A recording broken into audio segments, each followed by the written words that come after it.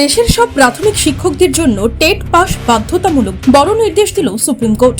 2028-এর 31 আগস্টের মধ্যে সব প্রাথমিক শিক্ষকদের টেট পাস করতেই হবে বলে জানিয়েছেন বিচারপতি দীপঙ্কর দত্ত। প্রাথমিকে শিক্ষকতা চালিয়ে যাওয়ার জন্য এবং পদোন্নতির জন্য টেট বাধ্যতামূলক।